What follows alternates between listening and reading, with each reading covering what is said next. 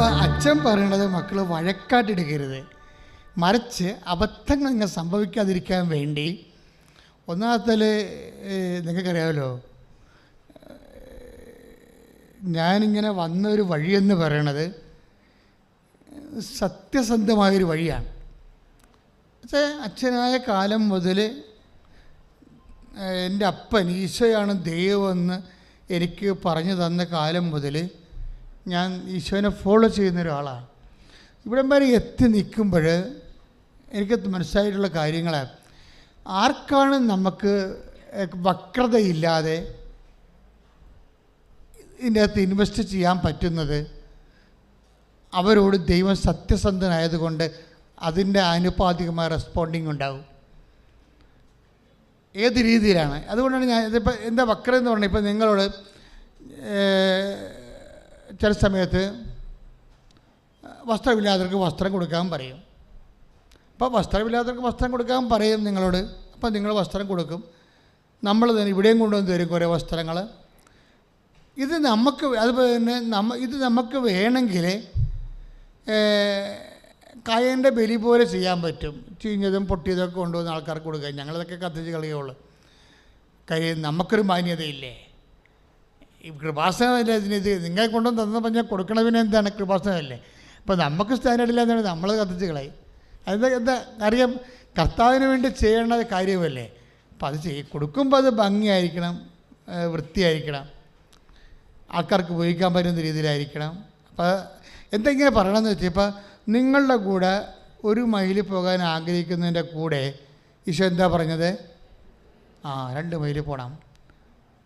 അതുതന്നെയാണ് നമ്മുടെ ശണ്ട കൂടി ഉടുപ്പ് കരസ്ഥമാക്കാൻ ഉദ്യമിക്കുന്നതിലൂടെ മേലേക്ക് കൂടി വിട്ടുകൊടുക്കണം. എന്ത് സംഭവിച്ചാൽ ദൈവത്തിരുസ്ഥന് വ്യാപരിക്കുന്നതിനൊരു രീതികളുണ്ട്. ഇപ്പം നിങ്ങൾ ഉടമ്പടി ഇപ്പോൾ അതിർത്തി തർക്കമുണ്ടായി, വഴക്കുണ്ടായി, കേസുണ്ടായി, അല്ലെങ്കിൽ ചില പുരയിടം ചില ആൾക്കാർ നമുക്ക് തരണില്ല, നമുക്ക് വഴി നടത്താൻ പറ്റണില്ല, അതുകൊണ്ട് നമുക്ക് വീട് വെക്കാൻ പറ്റണില്ല, നമ്മളവിടെ നിന്ന് വിറ്റുചുട്ട് പോകാൻ വേണ്ടി ആഗ്രഹിക്കണം, അവരും ആഗ്രഹിക്കണം, നമുക്ക് ഇത് വിറ്റ് കിട്ടിയാൽ മതി, പക്ഷേ വില കിട്ടാതെ കൊണ്ട് നമ്മൾ പോകണില്ല.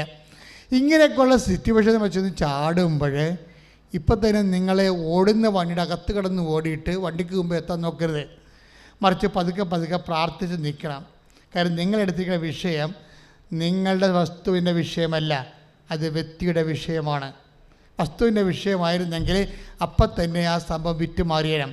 മറിച്ച് ഈ വിഷയത്തിലൂടെ വ്യക്തിയായ നിങ്ങളെ ദൈവം വചനം സ്വീകരിക്കുന്ന രീതിയിലേക്കും വചനത്തിന് സാക്ഷ്യം വഹിക്കാൻ പറ്റുന്ന പരുവത്തിലേക്കും കർത്താവ് നിങ്ങളെ കൊണ്ടുപോകാൻ ആഗ്രഹിക്കുന്നു. കൈയിടിച്ച് കർത്താവ്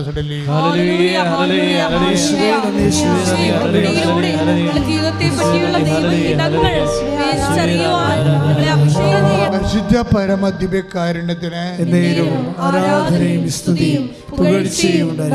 അപ്പോൾ നമ്മൾ നിയമാർത്ഥം 32:20 കണ്ടത് വക്രതയില്ലാതെ, വളഞ്ഞ വഴികളില്ലാതെ വിശ്വസ്തയോടെയാണ് ചെയ്യേണ്ടത്. വിശ്വസ്തയോടെ ചെയ്താൽ നമുക്ക്, കഴിഞ്ഞ ആഴ്ച ഞാൻ പറഞ്ഞായിരുന്നു, നിങ്ങൾ വിശ്വസ്തയോടെയാണ് ചെയ്യണമെങ്കിൽ എക്സ്ട്രാ ആയിട്ട് നിങ്ങൾക്ക് കർത്താവിൻ്റെ കരുണയുടെ സബ്സിഡി ലഭിക്കുമെന്ന് പറഞ്ഞായിരുന്നു ഇല്ലേ? ഏക്കണത് 7:12 എത്രയോ? 7:12. അത് നിയമാവർത്തനം വായിച്ചേ, ശ്രദ്ധിക്കട്ടെ.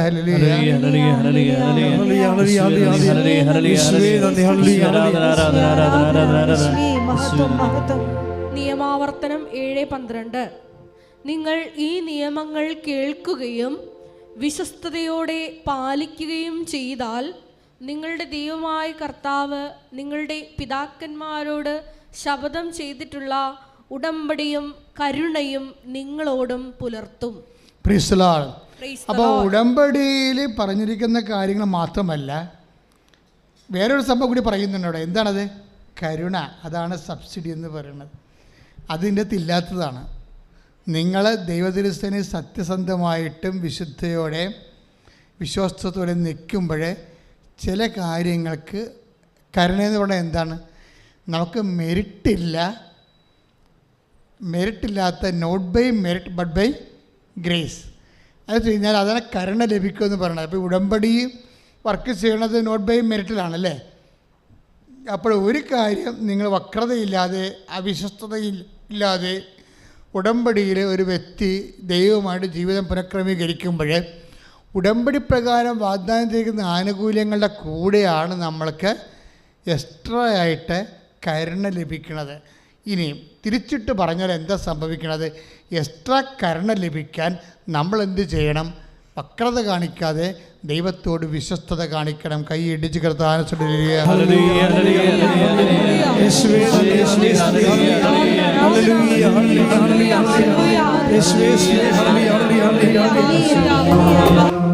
പരിശുദ്ധ പരമ ദിവ്യകാരുണ്യത്തിന്. എൻ്റെ മക്കളെ, നമ്മളെ കേട്ടുകൊണ്ടിരിക്കുന്ന വചനം എന്താണ്? വക്രതയോ അവിശ്വസ്തയോ കാണിച്ചാൽ ഇത് പറ്റും, ഞാൻ എൻ്റെ മുഖം മറക്കുച്ച് കളയും. അതല്ലേ നിയമാവർത്തനം 32:20 എന്താ പറയണത്? ഉടമ്പടിയിൽ നിങ്ങൾ വക്രതയോ, കഴിഞ്ഞ ദിവസങ്ങളിൽ ഒരു അച്ഛൻ്റെ വൈഫ് ഇവിടെ ഉടമ്പടി എടുത്തായിരുന്നു. കഴിഞ്ഞ ആഴ്ച ഞാൻ പറഞ്ഞത്. അപ്പോൾ അവർ പറയണത് കേട്ടിട്ട് വേറെ ആൾക്കാർ വന്ന് എന്നോട് പറഞ്ഞാണ്, അവർ ഉടമ്പടി എടുത്തിട്ട് പിന്നെ അവർ നിന്നുകൊണ്ട് മറ്റുള്ളവരുടെ കൂട്ടുകാരോട് പറയും, ഇതൊക്കെ എങ്ങനെ ചെയ്യാൻ പറ്റും, എന്ത് കഷ്ടപ്പാടാണെന്ന്. ഇത് എടുക്കണമെന്ന് ഓർക്കണ്ടേ? ദാറ്റ് മീൻസ് അവർ വക്രത കാണിക്കാൻ തീരുമാനിച്ചെന്ന് അർത്ഥം. നിങ്ങളിത് ദൈവദൃശ്യന് ചെയ്യുമ്പോൾ തന്നെ ചില ആൾക്കാരെ ദൈവത്തെ പറ്റിക്കാൻ തീരുമാനിച്ചെന്നർത്ഥം. അങ്ങനെ വന്നാൽ എന്താ സംഭവിക്കണത്? 32:20 വായിച്ച് ശ്രുതിക്കട്ടെ. അവിടുന്ന് പറഞ്ഞു, അവരിൽ നിന്ന് എൻ്റെ മുഖം ഞാൻ മറയ്ക്കും. നിങ്ങൾ വക്രത കാണിച്ചാൽ എന്ത് സംഭവിക്കും? 32:20 അവരിൽ നിന്ന് എൻ്റെ മുഖം ഞാൻ മറയ്ക്കും. അതാണ് പ്രശ്നം. കർത്താവിൻ്റെ മുഖം മറന്നു കഴിഞ്ഞാൽ അതിന് അർത്ഥമെല്ലാം മനസ്സിലായ. കർത്താവിൻ്റെ മുഖം എന്ന് പറയുന്നത് നമ്മളെ ഒരു വ്യക്തിയുടെ സുരക്ഷിതത്വം എന്താ? ഇപ്പോൾ ഒരു കുഞ്ഞ് ഓടി നടന്ന് കളിക്കുകയാണ്, അമ്മ അവിടെ ഇരിപ്പുണ്ട്. അപ്പോഴേ അമ്മയുടെ കൺവട്ടത്താണ് കുഞ്ഞ് ഓടി നടന്ന് കളിക്കുന്നത്, അല്ലേ? അതാണ് കുഞ്ഞിൻ്റെ സുരക്ഷിതത്വം. ഇൻ കേസ് എവിടെയെങ്കിലും കാലുതെറ്റി വീണാലും അമ്മ ഓടിച്ചു നിൽക്കും. ദൈവത്തിൻ്റെ മുമ്പിൽ നിൽക്കുക എന്ന് വെച്ച് കഴിഞ്ഞാൽ സുരക്ഷിത മേഖലയിലായിരിക്കുക എന്നതിൻ്റെ അർത്ഥമല്ല. കണ്ണും മൂക്കും പറ്റി ദൈവം നിങ്ങളുടെ മുമ്പിൽ ഇരിക്കണമല്ല. ദൈവത്തിൻ്റെ മുമ്പിൽ നിൽക്കുക. ഒരു വ്യക്തി ഉടമ്പടി വ്യക്തിയായിട്ട് ചെയ്യുന്നോ വിശ്വസ്തയോട് ചെയ്യുന്നതെന്ന് വെച്ച് കഴിഞ്ഞാൽ അവൻ ദൈവത്തിൻ്റെ മുമ്പിലാണ് എന്ന് വെച്ചാൽ അവനും അവളും സംരക്ഷണ വലയത്തിലാണ്. കൈയിടിച്ച് കർത്താവിനെ ചൊല്ലി.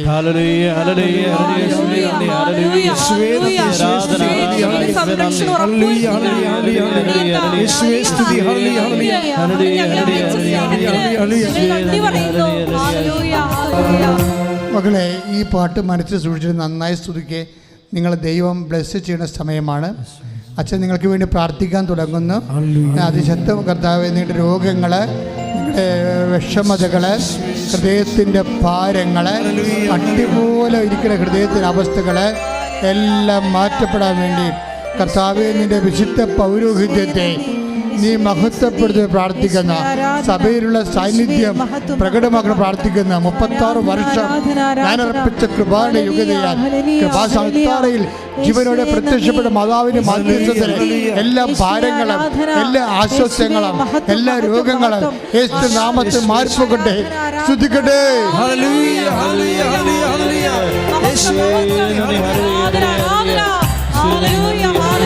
പരിശുദ്ധ പരമ ദിവ്യകാരുണ്യത്തിന്.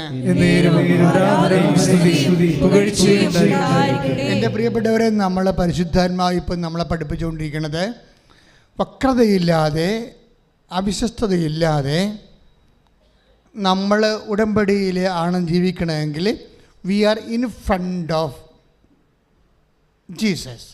അതാണ് പറയണത്.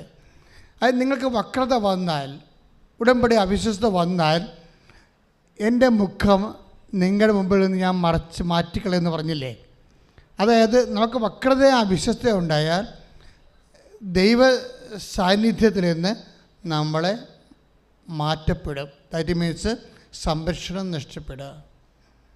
ഉടമ്പടി ഒരു വലിയ സംരക്ഷണമാണ്. കഴിഞ്ഞ ദിവസങ്ങളിൽ സിജോമോൻ എന്ന് പറഞ്ഞൊരു സാക്ഷിയില്ലേ? സിജോമോൻ്റെ പ്രശ്നം എന്താ? സിജോമോൻ ഉടമ്പടി എടുത്താൽ, വീടില്ലാത്തവൻ ഉടമ്പടി എടുത്താൽ, വീടുമില്ല, സ്ഥലവും ഇല്ല, ജോലിയില്ല, അതുകൊണ്ട് ഉടമ്പടി എടുത്താൽ. പക്ഷേ സുജമാന എന്താ വെച്ചാൽ ഉറങ്ങാൻ നേരം നോക്കുമ്പോൾ ഒരു പാമ്പ്, കുഞ്ഞ് പാമ്പോടെ ഇരിക്കണം അല്ലേ. അപ്പോൾ ഉടനെ അവനത് നോക്കി അതിനെ ഫോട്ടോ എടുത്ത് ആ പാമ്പിനെ തല്ലിക്കൊന്ന് എന്നിട്ട് അതിൻ്റെ ഫോട്ടോ എടുത്ത് മൊബൈലിൽ സൂക്ഷിച്ച് ഈ മൊബൈൽ ഏത് തരത്തിലുള്ള പാമ്പാണിതെന്ന് സെർച്ച് ചെയ്തുകൊണ്ടിരിക്കുകയാണ് 3 മണിക്കൂർ. കുറച്ച് കഴിഞ്ഞപ്പോൾ ഈ മനുഷ്യൻ തളരാൻ തുടങ്ങി. ഒരു ചെറിയൊരു ബോധക്കേട് പോലെ വന്നു. അല്ല, അപ്പം തന്നെ അങ്കമാലി ആശുപത്രി കൊണ്ടുപോയി. അവിടെ ചെന്ന ശേഷം ഡോക്ടറോട് പറഞ്ഞു, ഡോക്ടറെ എന്നെ കടിച്ചാൽ എനിക്ക് ഓർമ്മയില്ല, പാമ്പ് ഇതാണ്. പക്ഷെ എന്താ പ്രോബ്ലം വെച്ച് കഴിഞ്ഞാൽ ശംഖുവരയനാണ്. അത് കടിച്ചെന്ന് 5 മണിക്കൂർ കഴിഞ്ഞ് മാത്രമേ നമുക്കറിയാൻ പറ്റത്തുള്ളൂ. ഇടയ്ക്കൊന്നും അറിയാൻ പറ്റത്തില്ല. പക്ഷെ അറിഞ്ഞു വരുമ്പോൾ നമ്മൾ വെൻറ്റിലേറ്ററായി പോകും. അപ്പോൾ ആ ഒരു അവസ്ഥ ഈ മനുഷ്യൻ്റെ. അപ്പം അങ്ങനെ വന്ന് ഈ മനുഷ്യൻ്റെ അത് പറയുന്നുണ്ട്, അദ്ദേഹം എല്ലാം ഇവിടെ നിന്ന് വിവരിച്ചായിരുന്നു. അതായത് 5-ാമത്തെ മണിക്കൂറിൽ ഇയാളുടെ പാദം തളരും. അപ്പോൾ പിന്നെ മുട്ട് വരെ തളരും. മരിച്ചു കൊണ്ടിരിക്കുകയാണ്. വെൻറ്റിലേറ്ററിലാണ് ആൾ. അപ്പോൾ ഡോക്ടറിനുള്ളിൽ പറയുന്നുണ്ട്, അകലെയുള്ളവരെയൊക്കെ അറിയിച്ചോ, ഇനി നമുക്ക് ഇനി കിട്ടത്തില്ലെന്ന് പറയുന്നുണ്ട്.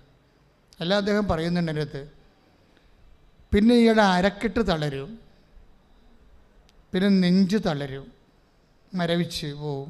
അവസാനം അദ്ദേഹം പറയുന്നത് കണ്ണ് മാത്രം ചിമ്മി കണ്ണും അടഞ്ഞു പോണ സമയത്ത് ആരോ ഓടിക്കൊണ്ടുവന്ന് ഉടമ്പടിക്ക് ആശ്രയം വീട്ടിൽ നിന്ന് കാറിൽ പാഞ്ഞ് എടുത്ത്, അപ്പോഴാണ് ഓർമ്മ വന്നത്. ഇവിടെ പാഞ്ഞ് കൊണ്ടുവന്ന് ഈ മനുഷ്യൻ്റെ വെൻറ്റിലേറ്ററിൽ കൊണ്ടുവന്നിട്ട് സിസ്റ്ററെ എത്രയും വേഗം വെക്കാൻ പറഞ്ഞ് കൊണ്ടുപോയി. സിസ്റ്റർ ഈ വെൻറ്റിലേറ്ററിൽ കയറി ഈ ഉടമ്പടിക്ക് ആശ്രയം അയാളുടെ മുതുകത്ത് വെച്ചോടുകൂടി പിന്നെ പെട്ടെന്നാണ് മരുന്ന് പിടിക്കാൻ തുടങ്ങിയത്. പിന്നെ ഇവിടെ ഈ മനുഷ്യന് ജീവൻ വെക്കുകയും ആ മരുന്ന് ബോഡി അതിന് അക്സെപ്റ്റ് ചെയ്യുകയും പെട്ടെന്ന് ഈ മനുഷ്യൻ ജീവനിലേക്ക് തിരിച്ചു വരികയും ചെയ്യണം. Praise the Lord. എന്താ പ്രശ്നം വെച്ച് കഴിഞ്ഞാൽ നിങ്ങൾ നോക്കിയേ, അതായത് ഈ മനുഷ്യൻ ഡെഡാണ്, മരിച്ചതുമാണ്, മരവിച്ചതുമാണ്. പക്ഷെ അമ്മ മാതാവ് നിങ്ങൾക്ക് ഞങ്ങളെ ഒരു നേർച്ച വസ്തുക്കളൊക്കെ തരുമ്പോഴേ നിങ്ങളോട് പറയുമ്പോൾ ചിലർക്കത് മനസ്സിലാവത്തില്ല. നിങ്ങൾ ഈ പള്ളികളിലൊക്കെ വെച്ച് പൈസ ഒക്കെ വെഞ്ചിരിക്കണ പോലുള്ള എന്തോ വെഞ്ചിരിപ്പാണെന്ന്. അങ്ങനെയല്ലേ സംഭവം. എന്തുകൊണ്ടാണ് നിങ്ങളത് കൈമാറ്റം ചെയ്യാൻ പാടില്ലെന്ന് പറയണത്? എന്തുകൊണ്ടാണ്? കൈമാറ്റം ആ വസ്തുവിലല്ല വിഷയം ഇരിക്കണത്. അതാരാണ് കൈകാര്യം ചെയ്യുന്നത്, ആ വ്യക്തിയിലാണ് വിഷയം ഇരിക്കുന്നത്. യേശു കർത്താവാണെന്ന് അതരം കൊണ്ട് ഏറ്റുപറയുകയും ദൈവം അവനെ മരിച്ചതെന്ന് ഏൽപ്പിച്ചെന്ന് ഹൃദയത്തിൽ വിശ്വസിക്കുകയും ചെയ്യുന്നവരാണ്. അതിലൂടെയാണ് ഈ പവർ ആക്ടിവേറ്റ് ആകുന്നത്. അതുകൊണ്ട് തന്നെയാണ് നിങ്ങളിങ്ങനെ ഒരു വ്യക്തിക്ക് കൈമാറ്റം ചെയ്ത് കഴിഞ്ഞാൽ നിങ്ങളുടെ മകളായിരിക്കാം ചിലപ്പോൾ, അവൾ ചിലപ്പോൾ 2-3 പ്രേമബന്ധവും നാട്ടുകാരെ പറ്റിച്ചതും തേച്ചതുമായിട്ട് പാർട്ടിയായിരിക്കും. നിങ്ങളത് വർക്ക് ചെയ്തിട്ടില്ല. അവൾക്ക് കുമ്പസാരില്ലാത്ത അവൾ പാർട്ടിയായിരിക്കും. നിങ്ങളവൾ കാനഡയിലെ മണ്ണാങ്കടക്ക് പോകണമെന്ന് പറഞ്ഞാൽ നിങ്ങൾ നെടുമ്പാശ്ശേരി മകളെ കെട്ടിപ്പിടിച്ചിട്ട് കരഞ്ഞിട്ട് കാശ് കൊടുത്തിട്ട് കാര്യമില്ല. അവളോട് മര്യാദക്ക് ദൈവത്തെ മറന്ന് ജീവിക്കാതിരിക്കാൻ പറയണം. നിങ്ങൾ ആ ബാധ്യത നിങ്ങൾക്കുണ്ടേ. നിങ്ങൾ പറയുമോ? നിങ്ങൾ പറയത്തില്ല. ഇനി എങ്ങനെ അവളെ വിഷമിപ്പിച്ച് വിട്ടാൽ എന്ത് ചെയ്യും? അവൾക്ക് നമ്മുടെ കൈയും കാലും വിട്ട് കണ്ണെത്താത്ത ദൂരത്ത് പോയിക്കല്ലേ. അവളെ വിഷമിപ്പിച്ച് വിട്ടാൽ എന്ത് ചെയ്യും? നിങ്ങൾ മനുഷ്യരെക്കാൾ ദൈവത്തെക്കാൾ ഉപരി മക്കളുടെ സമാധാനമാണ് നിങ്ങൾ ഉദ്ദേശിക്കുന്നുണ്ടെങ്കിൽ നിങ്ങൾക്ക് മക്കളെയും നഷ്ടപ്പെടും, ദൈവത്തെ നഷ്ടപ്പെടും. അപ്പോൾ അമ്മയെന്ന രീതിയിൽ നിങ്ങൾക്കറിയാമല്ലോ, ഇപ്പം ഞാൻ അച്ഛനാണ്. അപ്പം ഞാൻ അച്ഛനും തന്നെയാണ് പറയണത്, അല്ല വേറെ ഒരാളത്തിൽ ഞാൻ അച്ഛൻ പറയാം എന്നാ പറയണത്. എന്താ കാര്യം? എനിക്ക് ബോധമുണ്ട്, ഞാൻ അച്ഛനാണെന്നുള്ളതിനെക്കുറിച്ച് ബോധമുണ്ട്. അതൊരു വരപ്രസാദമാണ്, അതൊരു അധികാരമാണ്. അതെൻ്റെ കർത്താവ് എനിക്ക് പട്ടത്തിലൂടെ തന്നതാണ്. ഞാനൊരു മനുഷ്യനോട് കർത്താവിൻ്റെ നാമത്തിൽ നീ പോ, നിനക്ക് ആശ്വാസം ഉണ്ടാവും, നീ തിരിച്ചു വരും, നീ സാക്ഷ്യം പറയുമെന്ന് വെച്ചാൽ ഞാൻ ഒന്നും കണ്ടിട്ടല്ല പറയണത്, ഞാൻ എൻ്റെ കർത്താവിനെ കണ്ടിട്ടാണ് പറയണത്. അപ്പം നിങ്ങൾ പോയി കഴിഞ്ഞ ശേഷം ഞാൻ പറയും, ഒന്നും കണ്ടിട്ടില്ല, നിന്നെ മാത്രമേ കണ്ടിട്ടുള്ളൂ, അവൻ തിരിച്ചു വരണം. നീ ഒരു അമ്മയാകുമ്പോൾ നീ ഒരു അപ്പനാകുമ്പോൾ ദൈവം നിനക്ക് അതിൻ്റേതായിട്ടുള്ള കറസ്പോണ്ടിങ് ഗ്രേസ് തരും. അത് നിൻ്റെ മക്കൾക്ക് അഴിവിട്ട് പോകാതിരിക്കാൻ വേണ്ടി ഉപ്പ് പോലെ പ്രവർത്തിക്കാൻ വേണ്ടി ദൈവത്തിൻ്റെ കൃപയാണ്. നീ ആ ഒരു ബോധമുണ്ടാകണം. പണ്ട് ഞാനൊരു സാക്ഷ്യം ഇവിടെ കേട്ടിട്ടുണ്ട്.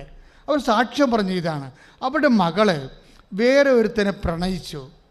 അപ്പോൾ ഉടനെ ഈ അമ്മ അത് അറിഞ്ഞ ശേഷം അവൻ്റെ ഫോൺ നമ്പർ വിളിച്ചിട്ട് പറഞ്ഞു, എടാ എൻ്റെ മകൾ കർത്താവിൻ്റെ അടുത്തറി ജ്ഞാനസ്ഥാനം സ്വീകരിച്ച ആളാണ്, നീ അത് സ്വീകരിച്ചിട്ടില്ല, അതുകൊണ്ട് തന്നെ എൻ്റെ മകളെ ദൈവം നിനക്ക് തരത്തില്ല, നീ നിൻ്റെ കാര്യം നോക്കിക്കൊള്ളാൻ പറഞ്ഞു. അതെന്താ കാര്യം? അധികാരമാണ്. പക്ഷേ ഇവർ വലിയ ചക്രം പീരമാണെന്ന് പറഞ്ഞിട്ട് കാര്യമില്ല. കർത്താവ് ഇടപെട്ട് ഒറ്റാഴ്ച കൊണ്ട് സഹായം പൊളിച്ചത് കഴിക്കോട്ടെ.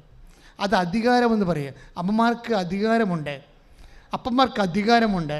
ദൈവം നിങ്ങളെ അമ്മയാക്കിയപ്പോഴേ, ദൈവം നിങ്ങളെ ഭാര്യയാക്കിയപ്പോഴേ, ദൈവം നിങ്ങളെ ഭർത്താവാക്കിയപ്പോഴേ ദൈവം നിങ്ങൾക്ക് നൽകുക അധികാരം. നിങ്ങൾ ദൈവത്തിന് വിനിയോഗിക്കാൻ തയ്യാറായാൽ ദൈവം ആരാണെന്ന് നിങ്ങൾ മാത്രമല്ല നിങ്ങളുടെ കുടുംബം അറിയും. കൈയടിച്ച് കർത്താവിലല്ലേ. പരിശുദ്ധ പരമ ദിവ്യകാരുണ്യത്തിന് ഇപ്പോൾ പരിശുദ്ധാത്മാവ് നമുക്ക് നൽകിക്കൊണ്ടിരിക്കുന്ന നോട്ട് എന്താ?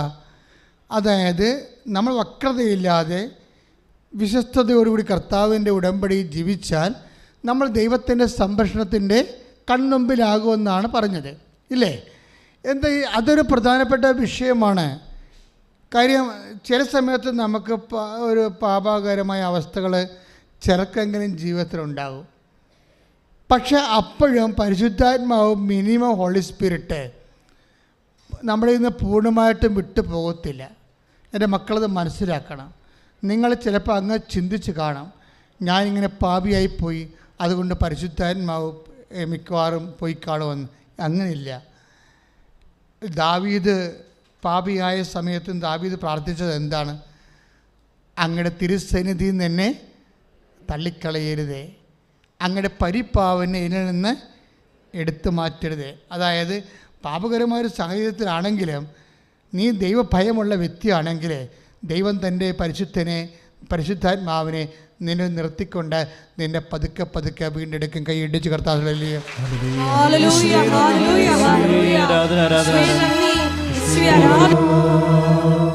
അപ്പോൾ ആ പാമ്പ് കടിയേറ്റ് മരിച്ച് പോരായപ്പോൾ ആളെ തിരിച്ചു കൊണ്ടുവന്നില്ലേ ദൈവം? അതെന്താ? അതാണ് സംരക്ഷണം എന്ന് പറഞ്ഞത്, ഉടമ്പടിയുടെ സംരക്ഷണം. ഉടമ്പടി എടുക്കുന്ന ഒരു വ്യക്തികൾക്കും ദൈവം ആ മനുഷ്യൻ ഉടമ്പടി എടുത്ത് പാമ്പ് കടിയാക്കാതിരിക്കാനല്ലേ? അദ്ദേഹത്തിന് വീടില്ല, അതുപോലെ തന്നെ ജോലിയുമില്ല, അതിൻ്റെ പേരിലെടുത്ത സ്ഥലമില്ല. അതെല്ലാം എങ്ങനെ റീസെറ്റ് ചെയ്തെന്ന് നോക്കിയാൽ നിങ്ങളാ സാക്ഷ്യം കേൾക്കണം കേട്ടോ. അതിൻ്റെ ഇടയ്ക്കാണ് ഇങ്ങനൊരു അപായം വന്നത്. പക്ഷേ അതിലും ദൈവം അവനെ സംരക്ഷിക്കും. അപ്പോൾ ഉടമ്പടി ഒരു സംരക്ഷണമാണ്. അപ്പം നമ്മൾ നമ്മൾ വക്രതയില്ലാതെ വഞ്ചനയില്ലാതെയാണ് അത് വിശ്വസ്തയോടെ ചെയ്യണമെങ്കിൽ നമ്മൾ ദൈവത്തിൻ്റെ തിരുസന്നിധിയിലാണ്. കരുതുക, ദൈവത്തിൻ്റെ തിരുസന്നിധിയിൽ നിന്ന് വക്രത കാണിച്ചാൽ പരിഭ്രമം വരണത് അങ്ങനെയാണ്. ആൾക്കാർക്ക് പരിഭ്രമം വരികയില്ല. ജപ്തി നടപടി വരുമ്പോൾ പരിഭ്രമം വരും, ഇല്ലേ? ഡോക്ടർമാർ പറഞ്ഞ് അത് ഹാർട്ടൊന്ന് ചെക്ക് ചെയ്യുന്നപ്പോൾ പരിഭ്രമമായിപ്പോയി. എന്തെങ്കിലും പരിഭ്രമം വരണത് ദൈവത്തിൻ്റെ തിരുസന്നിധിയിൽ നിന്ന് ആണ് നിങ്ങൾ നിൽക്കണമെങ്കിൽ പരിഭ്രമം ഉണ്ടാകത്തില്ല, അല്ലെങ്കിൽ പരിഭ്രമം ഉണ്ടാകും. അതാണ് വിഷയം. നമ്മുടെ സങ്കീർത്തനമാക്കി 30:8, സങ്കീർത്തനം 30:8-9. ശ്രുതിക്കട്ടെ ഹല്ലേലൂയ. 30-ാം സങ്കീർത്തനം 7-ാം തിരുവചനം. കർത്താവേ, അങ്ങയുടെ കാരുണ്യം എന്നെ ശക്തമായ പർവ്വതത്തെ പോലെ ഉറപ്പിച്ചിരുന്നു. അങ്ങ് മുഖം മറച്ചപ്പോൾ ഞാൻ പരിഭ്രമിച്ചുപോയി. Praise the Lord. ഇതാണ് വിഷയം. വക്രത വന്നാൽ മുഖം മറക്കുമെന്ന് പറഞ്ഞിട്ടുണ്ട്, അല്ലേ? നിയമാവർത്തനം 32:20. വക്രത കാണിച്ചാൽ, ഉടമ്പടിയിൽ വക്രത കാണിച്ചാൽ പിന്നെന്ത് പറ്റും? ഞാൻ നിങ്ങളെ മുമ്പിൽ നിന്ന് എൻ്റെ മുഖം മറക്കും. അപ്പോഴും മുഖം മറച്ചാൽ എന്ത് സംഭവിക്കാം? സങ്കീർത്തനം 30:8 എന്താണ്? പരിഭ്രമം ഉണ്ടാവും. ഈ പരിഭ്രമം എങ്ങനെ ഉണ്ടാക്കിയതാണ്? നമ്മളുണ്ടാക്കിയെടുത്തല്ലേ. പരിഭ്രമമില്ലാതെ ജീവിക്കാനുള്ള മെയിൻ സംഭവം എന്ത്? ഒരു വിഷയത്തിലും പരിഭ്രമമില്ലാതെ ജീവിക്കാൻ പറ്റും. എന്തെങ്ങനെ ജീവിക്കാൻ പറ്റും? ദൈവത്തിരുസന്നിധിയിൽ നിൽക്കാൻ. എങ്ങനെ? വിശ്വസ്തയോടെ വക്രതയില്ലാതെ കർത്താവിൻ്റെ വചനം പാലിച്ചുകൊണ്ട് കൈയടിച്ച് കർത്താവിന് ഹല്ലേലൂയ, ഹല്ലേലൂയ, ഹല്ലേലൂയ. അങ്ങേക്കെതിരായി പാപം ചെയ്യാതിരിക്കുക. പരിശുദ്ധ പരമ ദിവ്യകാരുണ്യത്തിന് പരിശുദ്ധ പരമ ദിവ്യകാരുണ്യത്തിന് ആരാധനയും സ്തുതിയും പുകഴ്ചയും ഉണ്ടായിരിക്കട്ടെ. പരിശുദ്ധ പരമ ദിവ്യകാരുണ്യത്തിന് ആരാധനയും സ്തുതിയും പുകഴ്ചയും ഉണ്ടായിരിക്കട്ടെ. ഒരു നിമിഷം മൗനമായി മുട്ടന്നിക്കുക.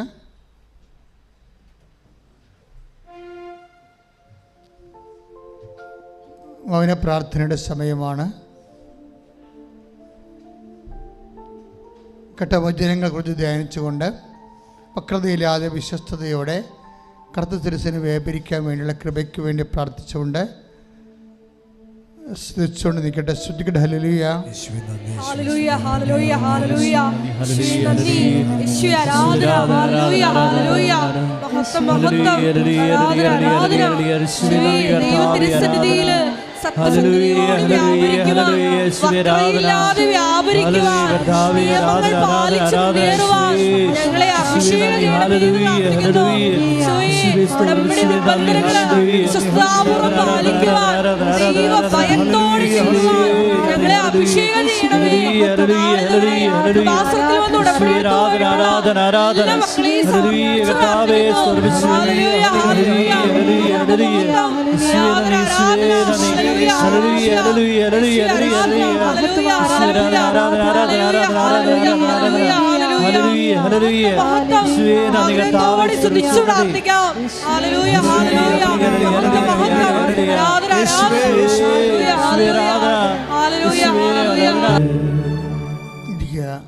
ഇരിക്കുക. കർത്താവ് തൻ്റെ വാഗ്ദാനങ്ങളിലെ വിശ്വസ്തരാണ്. ഇൻ കേസ് ഉടമ്പടി കാലത്ത് ചെറിയ എന്തെങ്കിലും തരത്തിലുള്ള ഇതുപോലെ കരച്ചിൽ കണ്ടില്ലേ, സഹനമായ ഒരു സാഹചര്യം വന്ന കണ്ട, പക്ഷേ അത് അന്ത്യമല്ല. അതിനെ അവർ പ്രാർത്ഥിച്ച് അതിജീവിച്ചോ ദൈവത്തിൻ്റെ വലിയ മഹത്വത്തിൻ്റെ വിഷയമായി മാറ്റിയത്. ഇതുപോലെ അതുകൊണ്ട് ബൈബിൾ എന്താ പറയണത്? ചില സമയത്ത് സന്ധ്യയിൽ കരച്ചിൽ വരാം, പക്ഷെ പ്രഭാതം വരുമ്പോൾ സന്തോഷമായി മാറും. അതാണ് നമ്മുടെ ജീവിത അനുഭവങ്ങളുടെ നേച്ചറാണ് പറയണത് കർത്താവിൻ്റെ വചനം.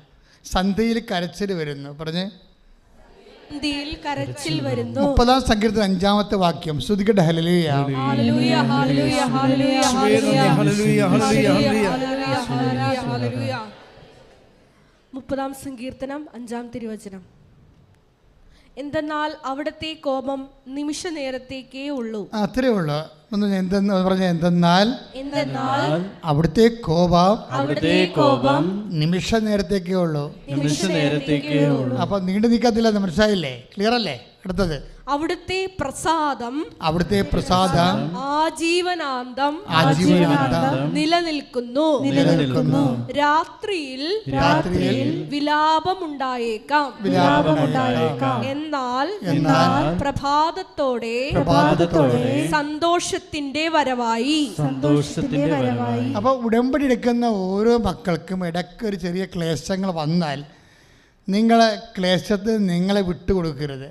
നിങ്ങൾ പ്രെയർ ചെയ്ത് പ്രതിരോധിച്ച് കർത്താവിൻ്റെ ഈ സന്ധ്യയെ വിശ്വാസം കൊണ്ട് അതിജീവിക്കണം. സന്ധ്യയിനെയും കരച്ചും വിശ്വാസം കൊണ്ട് അതിജീവിക്കണം. പ്രഭാതം സന്തോഷത്തിലേക്ക് വന്ന് അത് പൊട്ടിവിടരുന്നവരെ നമ്മൾ വിശ്വാസി നോക്കി പാർക്കും. അതുകൊണ്ടാണ് പറയുന്നത്, സന്ധ്യ അതായത് പ്രഭാതമാകാൻ കാത്തിരിക്കുന്ന കാവൽക്കാരെ പോലെയാണ് ഓരോ വിശ്വാസിയും. പ്രഭാതമാകുമെന്ന് വൃത്തിയായിട്ട് നമുക്കറിയാം. അപ്പം അതിനുള്ളിലുണ്ടാകുന്ന രാത്രികളെ നമ്മൾ പഴിക്കത്തില്ല. അത് പ്രാർത്ഥനയുടെ വിഷയമാക്കി മാറ്റും. കൈയിടിച്ച് കർത്താവിനെ ശ്രദ്ധിക്കുക.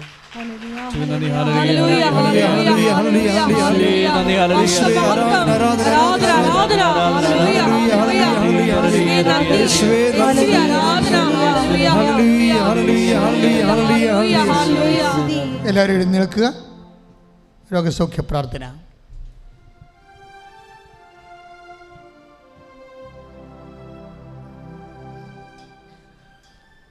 സന്തോഷത്തോടെ എഴുന്നേൽക്കുക.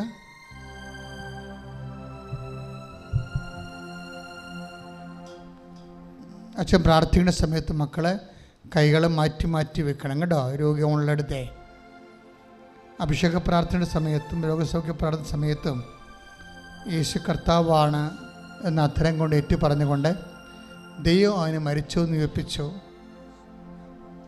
അങ്ങനെയാണ് ഏറ്റു പറഞ്ഞുകൊണ്ടിരിക്കേണ്ടത്. യേശു കർത്താവാണ് പറഞ്ഞേ.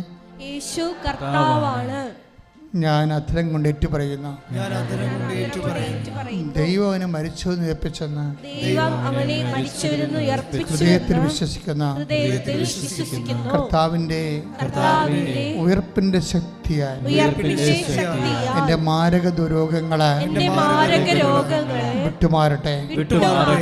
യേശു കർത്താവാണെന്ന് ഞാൻ അധരം കൊണ്ട് ഏറ്റുപറയുന്നു. ദൈവം അവനെ മരിച്ചവരിൽ നിന്ന് ഉയർപ്പിച്ചെന്ന് എൻ്റെ ഹൃദയത്തിൽ ഞാൻ വിശ്വസിക്കുന്നു. ആകയാൽ യേശുവിന്റെ നാമത്തിൽ മാരക രോഗങ്ങളെ തീരാവ്യാധികളെ ഈ നിമിഷം യേശുവിന്റെ നാമത്തിൽ വിട്ടുമാറട്ടെ. ശ്രദ്ധിക്കട്ടെ.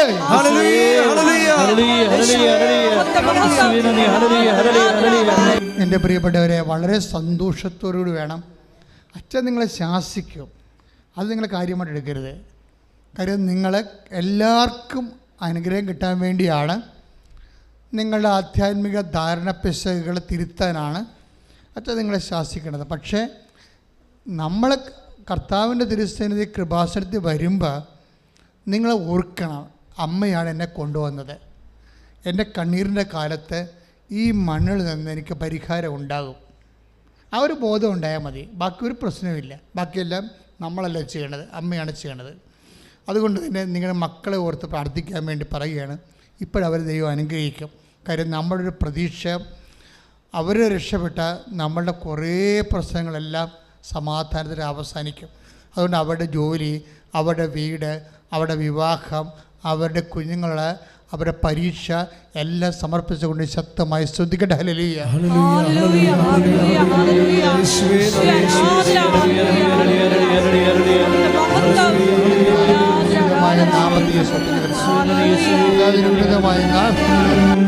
പരിശുദ്ധ പരമ ദിവ്യകാരുണ്യത്തിന് പരിശുദ്ധ പരമ ദിവ്യകാരുണ്യത്തിന് എൻ്റെ പ്രിയപ്പെട്ടവരെ, വീട്ടിലുള്ള രോഗികളെ, നിങ്ങളുടെ തന്നെ രോഗങ്ങൾ, ഉടമ്പടി വച്ചിരിക്കുന്ന രോഗങ്ങൾ, അതുമേലെല്ലാം കർത്താവിൻ്റെ വിശുദ്ധമായ രക്തം തളിക്കപ്പെടാൻ വേണ്ടിയും പൂർവ്വാധികം ആരോഗ്യത്തെ വിടുതൽ പ്രാപിച്ചുകൊണ്ട് കർത്താവിന് സാക്ഷ്യം വഹിക്കാൻ വേണ്ടി ഇടിമുഴക്കം പോലെ ശ്രുതിക്കട്ടെ. ഹല്ലേലൂയ.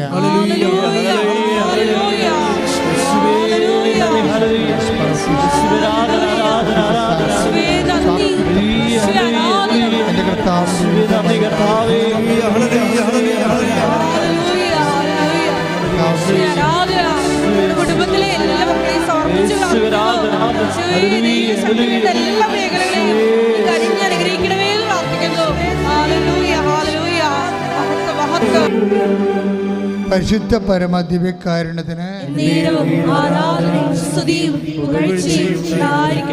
എൻ്റെ പ്രിയപ്പെട്ട ജോലിയില്ലാത്തവരെ, അതുപോലെ തന്നെ സാമ്പത്തികമായ ബാധ്യതയുള്ളവരെ, വീടില്ലാത്തവർ, വഴിയില്ലാത്തവർ, സർവീസ് പ്രോബ്ലംസ് ഉള്ളവരെ, കുടുംബ സമാധാനം ഇല്ലാത്തവർ, കുടുംബം വൈവാഹിക ബന്ധം പിരിയാൻ പോകുന്നവർ, കേസിലകപ്പെട്ടിരിക്കുന്നവർ, വ്യത്യസ്തങ്ങളായ വിഷയങ്ങളിൽ ഉടമ്പടി വച്ചിരിക്കുന്ന വിഷയങ്ങളുടെ മേൽ ദൈവിക വിടുതൽ സംഭവിക്കാൻ പരിശുദ്ധയുടെ മധ്യശേഷ നാമത്തിൽ ശ്രദ്ധിക്കട്ടെ. ഹല്ലേലൂയ.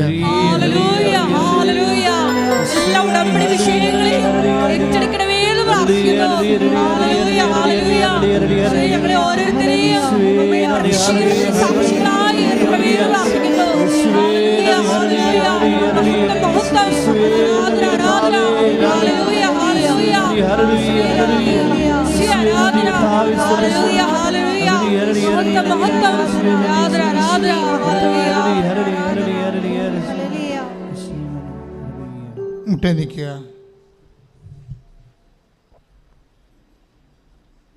മൗനമായി പ്രാർത്ഥിക്കേണ്ട സമയമാണ്. ഇത് വളരെ മർമ്മപ്രധാനമായ സമയമാണ്. വളരെ മൗനമായി പ്രാർത്ഥിക്കേണ്ട സമയമാണ്. സാക്ഷ്യം പറയാൻ പറ്റുന്ന അനുഭവങ്ങൾ കിട്ടാനുള്ള സമയമാണ്.